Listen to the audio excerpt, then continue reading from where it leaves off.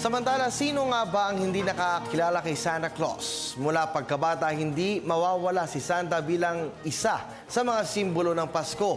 Tulad na lamang ng isang bahay sa Mandaluyong City na maliban sa mga parol at Christmas tree, ang makikita, tampok rin rito ang iba't ibang anyo ni Santa Claus. Alamin natin yan sa ulat ni Jervis Manahan.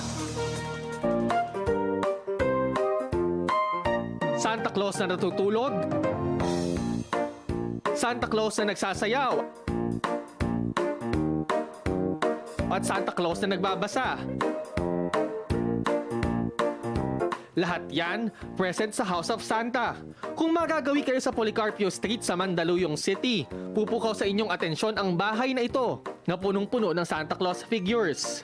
Ang may-ari, si dating Press Undersecretary at ngayon Vice President ng Manila Bulletin na si Carmen Suva. Kwento niya, mahigit 3,000 Santa Claus na ang naipon niya sa loob ng mahigit 3 dekada. Mother ko kasi nung araw ng mga bata pa kami, sinasabi na magpakabait kami pag magpapasko at si Santa Claus magbibigay ng regalo. Yung mabait, yung may ano, yun ang maganda ibibigay. Parang akala ko may totoong Santa Claus nung una, nung bata ako, no? So parang palagi na lang ako nag-ano noon, natutuwa ako pag nakakita ng Santa Claus. Pagpasok pa lang ng kanyang gate, dose-dose ng Santa Claus na ang magwe-welcome sa'yo. Sa garden, may 2 inflatable na Santa Claus din at sa terrace ng bahay, punong-puno rin ng iba't ibang figures ni Santa. Pero ang pinakamamahal niya sa kanyang koleksyon ay yung mga nasa loob ng kanyang bahay. Pati nga hapagkainan, may Santa Claus na kubyertos at Santa Claus na straw. Every ano, bumibili ako. And then yung mga banda, yung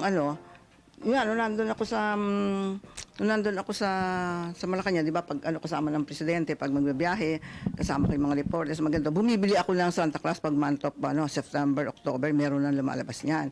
Marami raw dito ay nabili niya sa paglabas niya sa ibang bansa, padala ng kanyang mga anak at regalo ng mga nakasamang mamamahayag.